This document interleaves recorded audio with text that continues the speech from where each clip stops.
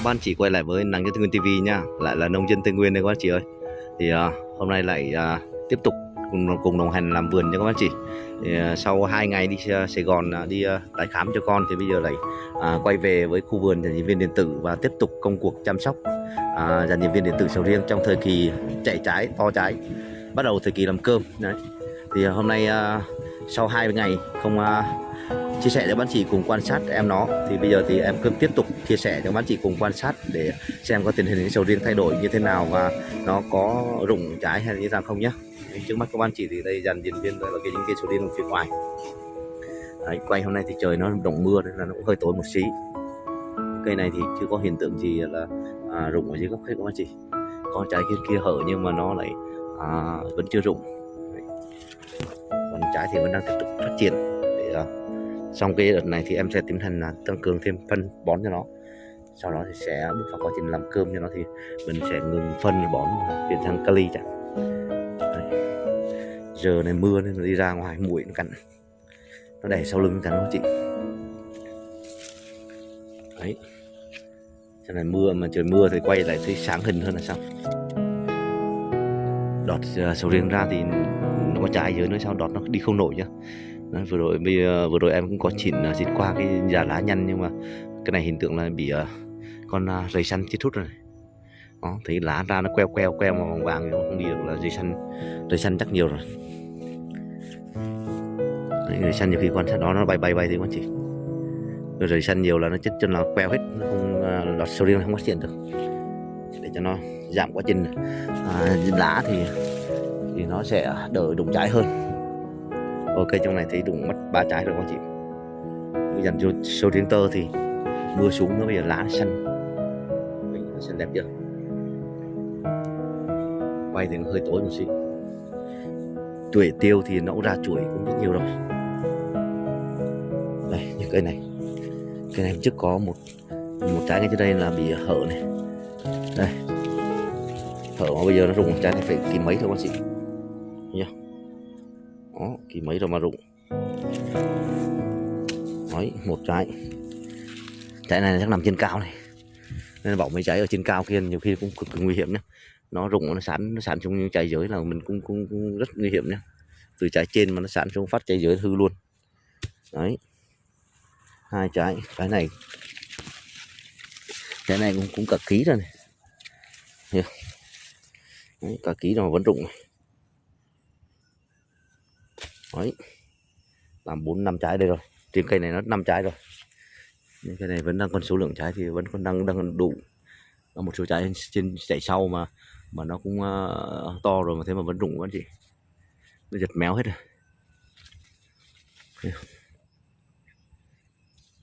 Đấy. Mấy trái dưới nó tính tròn hơn. Thì nữa thì em sẽ về nhà mà chia sẻ các bạn chị cùng quan sát 3 cây ở sau vườn nhà thì trái nó tương đối là tròn, xanh đẹp lắm, gai nhọn. Lá sầu riêng tơ này.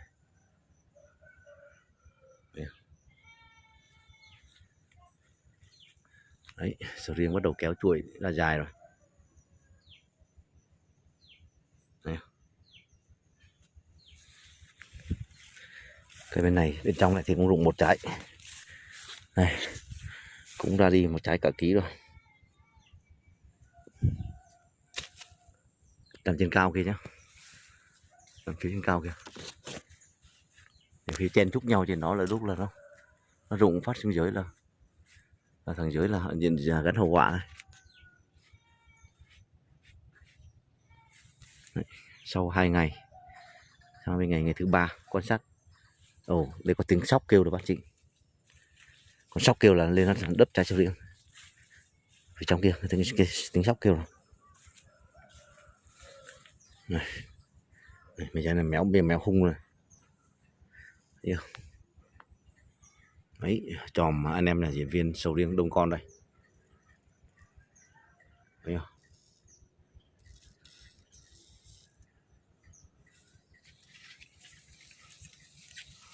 Quan sát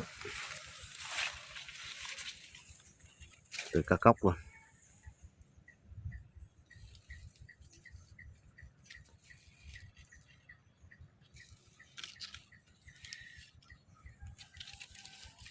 Đấy. Này, cà để chồi mà lên nhanh chưa? Các bác chị thấy không?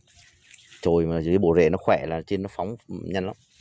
Không mấy chốc là nó lại thành cà tơ cho mình, lại ngay lập tức có ăn. Đây là ăn ké nó nhá. Đấy.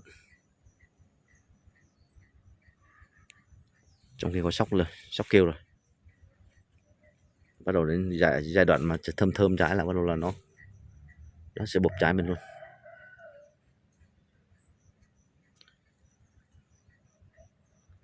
Đấy.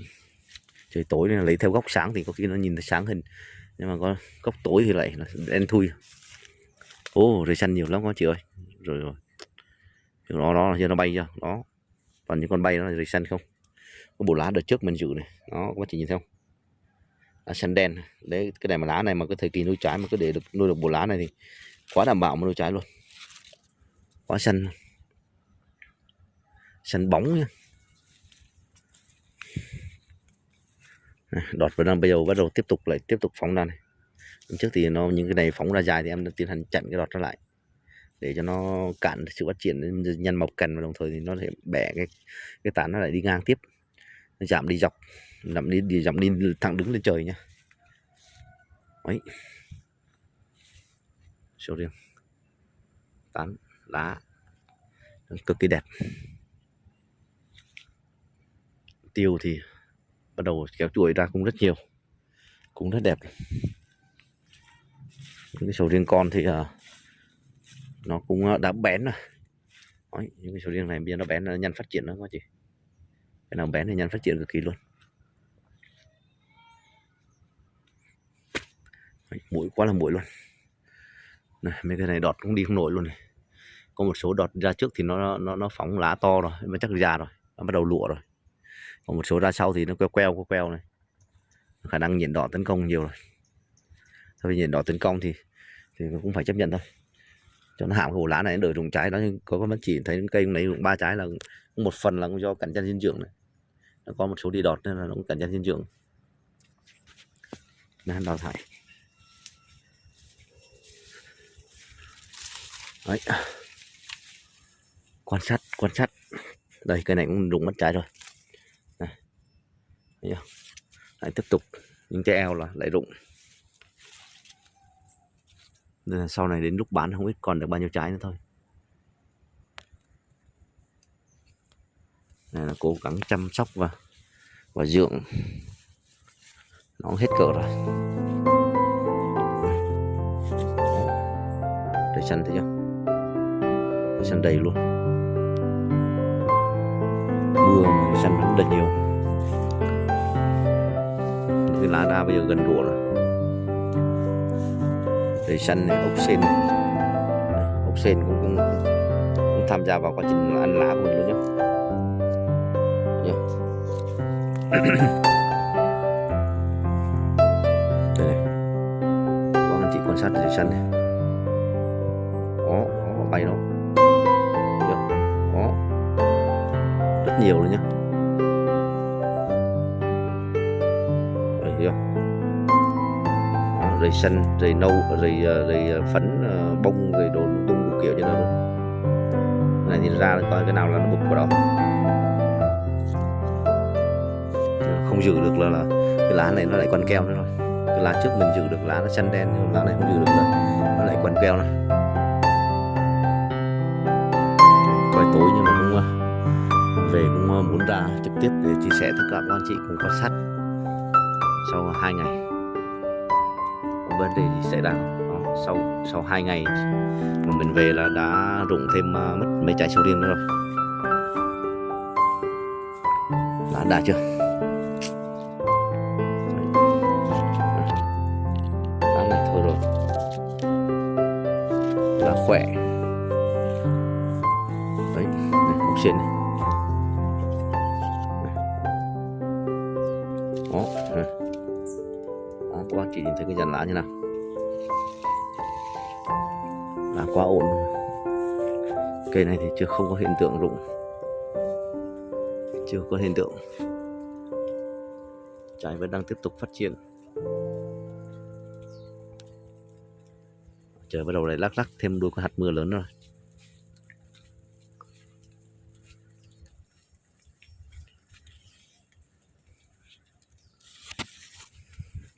Nhưng trái nó không được đẹp cho lắm.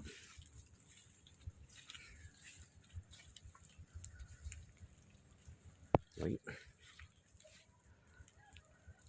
Dần tự sầu riêng. Cây này thì cũng hết rụng rồi, không còn rụng nữa. Sau đợt này sẽ tăng cường thêm phân ba số 16 cho nó. Nhưng sợ mưa nhiều thì lại đạm dư nó lại nứt trái các bác chị. Lá mới ra này, nó queo nó nhìn nó không được bóng bẩy lá, nó gọi là dinh dưỡng nó hút hết trong trái rồi, cái là thằng lá ngoài nó kiểu là dinh dưỡng nó không có, nó queo trái. Nhìn những cái lá tơ này nó khác hẳn này không, lá này không nuôi trái là này, bóng bẩy này, lá này cây này chắc cũng bị rầy xanh tấn công queo hết này, nhưng mà bây giờ lá nó trở lại thấy chưa, bóng đẹp. Còn mấy cây bên trong luôn đây, cây tơ này bây giờ cũng phát triển mạnh này, đó đọt này, cái tán nó tự nó định hình luôn quá chị, đó tán nó tự định hình nó luôn, cùng mình cũng ít phải cắt tỉa, nó ra cành nào là thẳng thới cành đó, mập cành đó. Cái tơ mà cái trồng lên được như cây này thì đảm bảo quá chị. Đấy. Nhìn tầm cao nhìn xuống này, thấy chưa? Ấy, lá tơ quá đẹp. Cây chèn hai bên cây tiêu này bóng lên. Đấy, trời lác đác con mưa thấy nhá, đôi hạt mưa rồi. Đấy, chia sẻ sơ qua cho các anh chị cùng nắm bắt. Đấy, trời gà nuôi trồi là mấy chốc không? Nó ngấm phần nó nhằn lắm quá chị. Này. Bây giờ kiếm thêm cái phần thu nhập từ cái cà. Đấy, này. Sân bóng mọc khăn, nên là để trồi là cực nhanh nhé.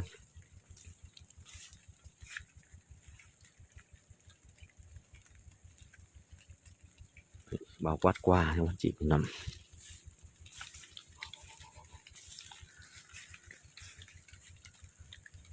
Đấy.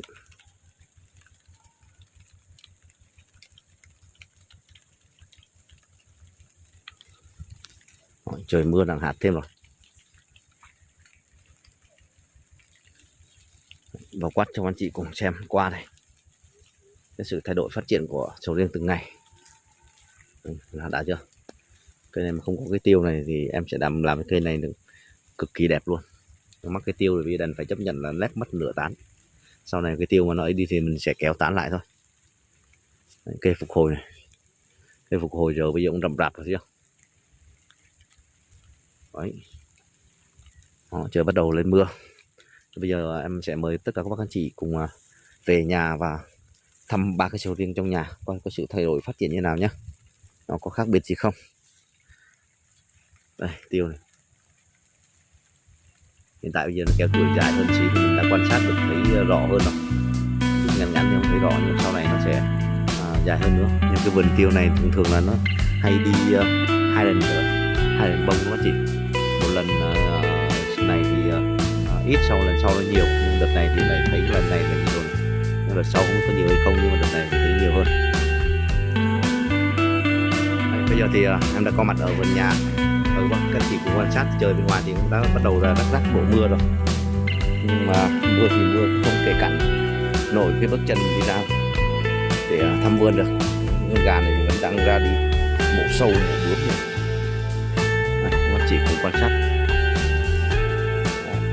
Cái này thì màu xanh thì nó không thể quan sát được nhé, bởi vì cái trời đang mưa mà đen thui trời thì nó sẽ không quan sát được cái màu xanh của cây sầu riêng, trái sầu riêng. Chỉ quan sát cái độ trái tròn, cái nhím thôi.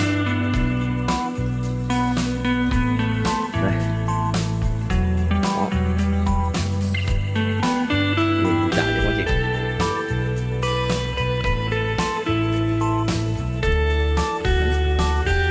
Hiện tại như mấy cây nhà đây bây giờ thì không thấy nó rụng nữa.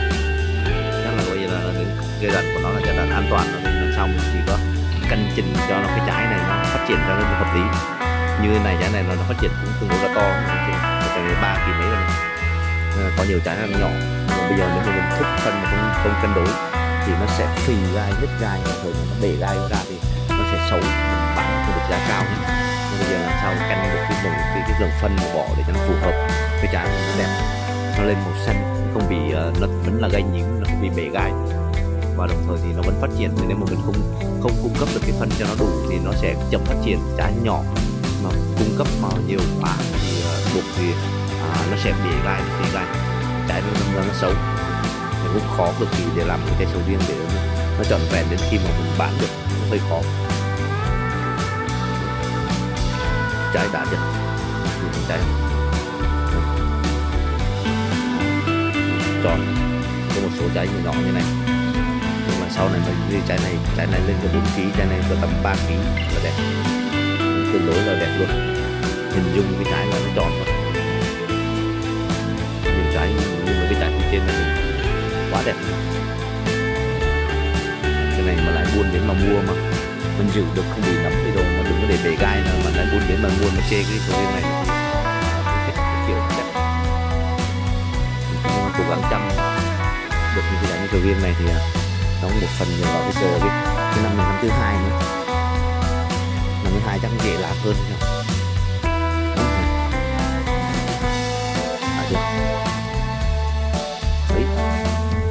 Nên mình bây giờ nói về cái neo dây kiểu này các bác chị, em nghĩ neo như người ta mà hướng dẫn trên thì neo như này cũng hợp lý đấy.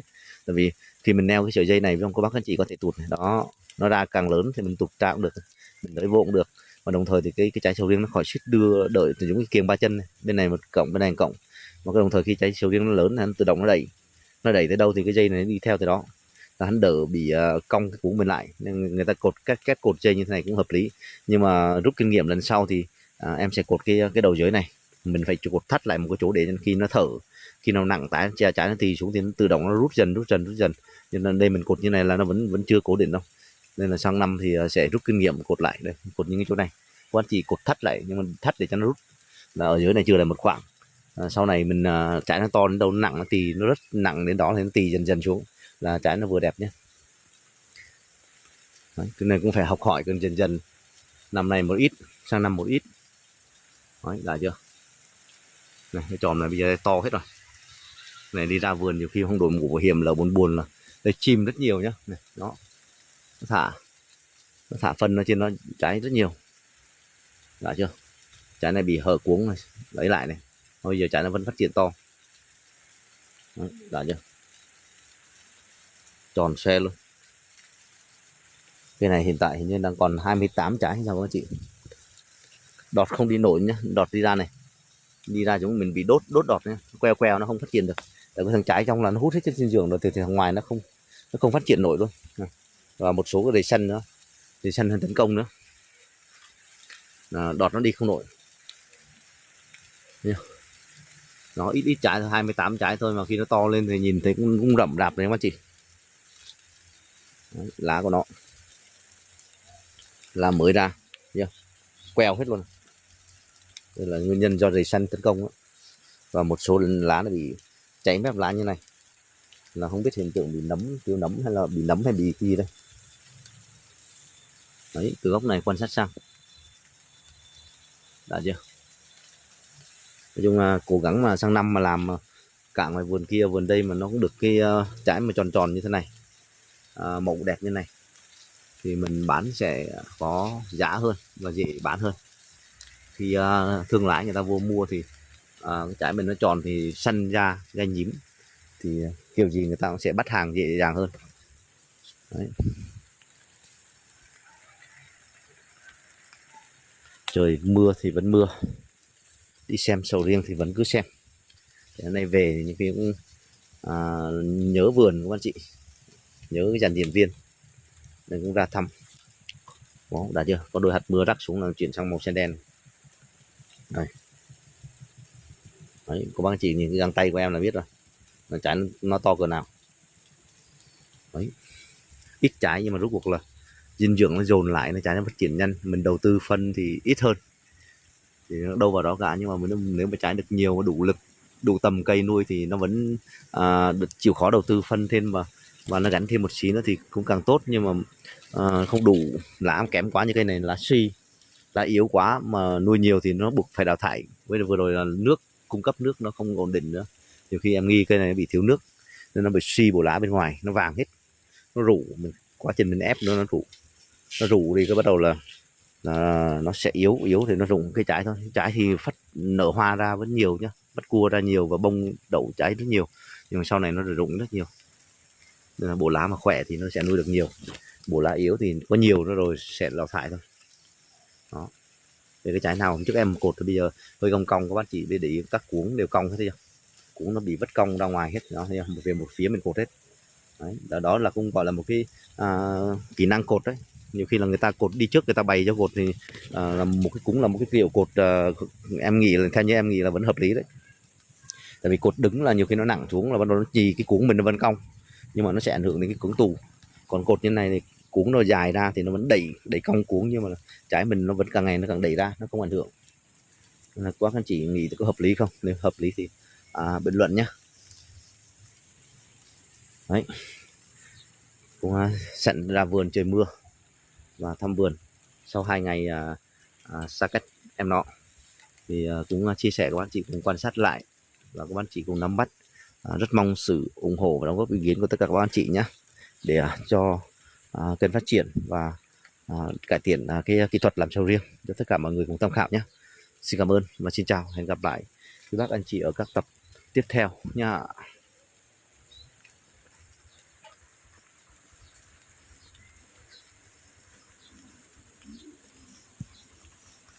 Nắng gió Tây Nguyên TV cảm ơn mọi người đã ủng hộ và đồng hành. Chúc mọi người ngày mới vui vẻ, hạnh phúc, thành công. Nang jo tain Awian TV sin cam on Waringuoi da ung ho va dong han chuking gi mwa vue ve han phuk than kong.